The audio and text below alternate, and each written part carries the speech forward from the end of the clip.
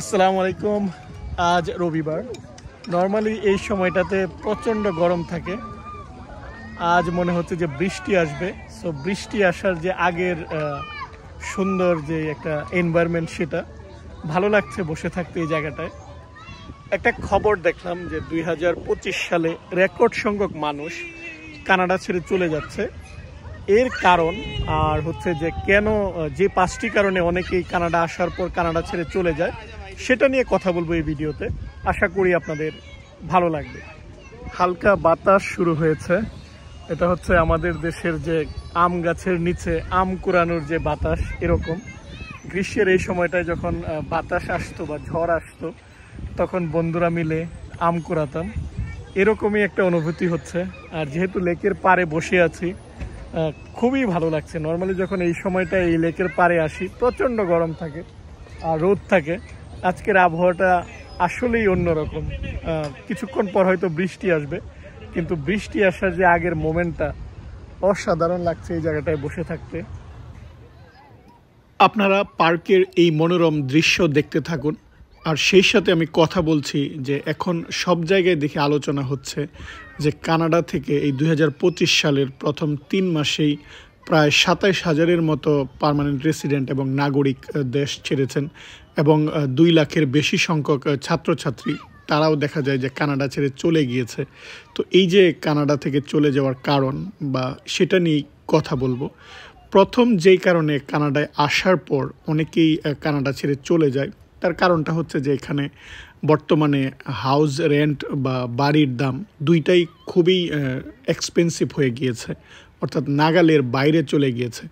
ফলে এই যে ইনকামের সাথে, অর্থাৎ আপনি যে আয় করছেন, আয়ের সাথে ব্যয়ের যে একটা রেশিও, সেই রেশিওটা দেখা যায় যদি আপনি চিন্তা করেন 50%-এর বেশি আপনার যদি বাসা ভাড়ার পিছনেই চলে যায়, ফলে হাতে কিন্তু তেমন কিছু থাকে না।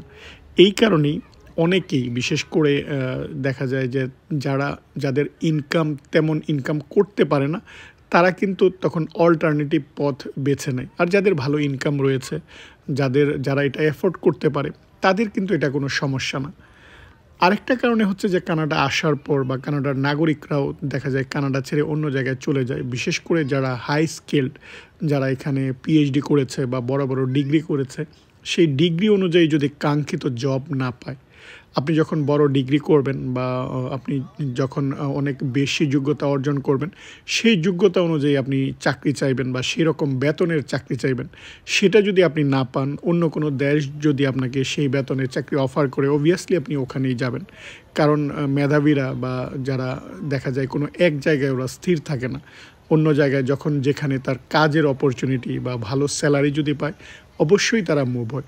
সো এই যে 2025 সালে যে সকল ছাত্রছাত্রী বা গ্র্যাজুয়েট হওয়ার পরেও তারা চলে গিয়েছে, বা দেখলাম যে অনেকেই যারা হাই স্কিলড, তারা কিন্তু মাইগ্রেট করেছে। ফলে ওই কাঙ্ক্ষিত জবটা না পেয়ে তারা মাইগ্রেট করেছে।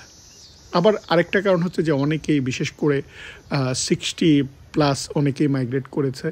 অনেক ক্ষেত্রে ওরা হয় কি যে ঠান্ডার দেশ থেকে দেখা যায় যে গরমের দেশে চলে যায়, বা অনেক সময় কানাডিয়ান অনেক নাগরিক কিন্তু তাদের দ্বৈত নাগরিকত্ব রয়েছে, তারা আবার আমেরিকারও নাগরিক। ফলে তারা অনেক সময় আমেরিকার ফ্লোরিডা বা ওইসব জায়গায় তারা বসবাস করে। অর্থাৎ এমন নয় যে তারা ওই যে চলে আসছে আবার যাবে না, তা নয়, তারা আসছে আবার কয়েকদিন পর চলে যাবে। ফলে এটা কিন্তু চলতেই থাকে এই মাইগ্রেশন, যে যখন সুযোগ সুবিধা বাড়ে তখন লোকজন আসে, আবার যখন সুযোগ সুবিধা কমে তারা অন্যত্র চলে যায়। 4 নাম্বার যেই কারণটা, সেটা হচ্ছে যে অনেকেই কানাডার মতো দেশে বা কানাডার যেহেতু পাসপোর্ট অনেক শক্তিশালী, অনেকেরই কিন্তু টার্গেট থাকে যে কানাডার পাসপোর্টটা নিয়ে। ফলে দেখবেন যে অনেক ভারতীয় সেলিব্রিটি তারা কানাডার নাগরিক, তাদের কানাডার পাসপোর্ট রয়েছে। ফলে তারা শুটিং করার জন্য যে কোনো দেশে গেলেই তার ভিসার কোনো প্রয়োজন নেই, কিন্তু তারা কিন্তু ইন্ডিয়ায় বসবাস করছে। এরকম অনেক দেশ থেকেই কিন্তু কানাডায় আসে, এবং অনেক আমেরিকানও তাদের কানাডার নাগরিকত্ব রয়েছে। ফলে কানাডার নাগরিকত্ব তাদের থাকে। নাগরিকত্ব নেওয়ার পর তারা তাদের দেশে তারা চলে যায়, আবার তারা এখানে বেড়াতে আসে। ফলে এটা কিন্তু কন্টিনিউয়াস একটা প্রসেস। এমন নয় যে তারা একেবারেই চলে গিয়েছে বা তারা এখানে আবার আসবে না, হয়তো তারা চলে আসবে। ফলে এই মানুষগুলা যাদের টার্গেট থাকে পাসপোর্ট নেওয়া, তাদের পাসপোর্ট পাওয়ার পর তারা আবার অন্য দেশে চলে যায়।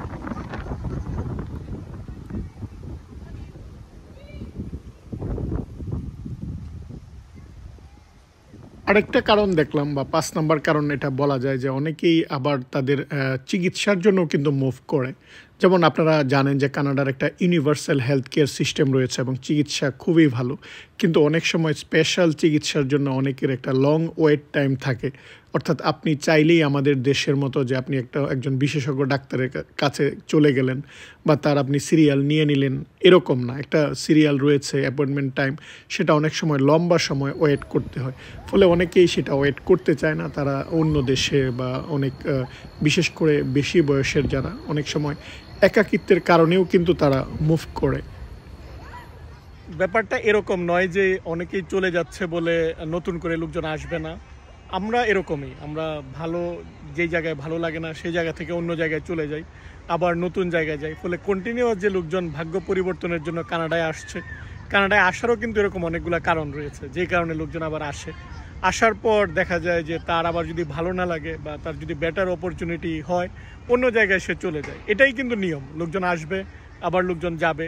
তার মানে এই নয় যে আপনিও আসতে পারবেন না বা আপনার জন্য রাস্তা বন্ধ, এরকম নয়। 2025 সালে যে বেশি মানুষ কানাডা থেকে অন্য জায়গায় চলে গিয়েছে, যেহেতু সংখ্যাটা অনেক বেশি, অর্থাৎ আগের তুলনায় এটা 54%, তাই অনেক বেশি আলোচনা হচ্ছে। কিন্তু আপনি যদি দেখেন যে কারা যাচ্ছে বা রিজনটা কি, বেশিরভাগই আমি দেখলাম যে 65+ যারা, অর্থাৎ বেশি বয়সে যাদের, এরকম অনেকেই কিন্তু অন্য দেশ থেকে এখানে এসেছে। যেমন ধরুন ইন্ডিয়া থেকে এসেছে বা চীন থেকে এসেছে। তারা অনেক সময় দেখা যায় যে তারা দেশে চলে যায় এবং তাদের সংখ্যাটা হচ্ছে যাদের এখানে বাচ্চা নেই বা যারা একা, তারা দেখলাম চলে গিয়েছে। আবার আপনি অনেক কানাডিয়ানকে দেখবেন, যেটা আগেও বলেছে, যে ওরা আমেরিকার নাগরিক, ওরা হয়তো আমেরিকায় চলে আসবে আবার যাবে। ফলে এটা যে খুব বেশি যে আপনার ইম্প্যাক্ট পড়বে বা কোনো একটা বড় রিজন বা এই জন্য আপনার কানাডায় আসা যাবে না, এরকম নয়, বা কানাডা সুযোগ কমে যাচ্ছে তাও কিন্তু নয়।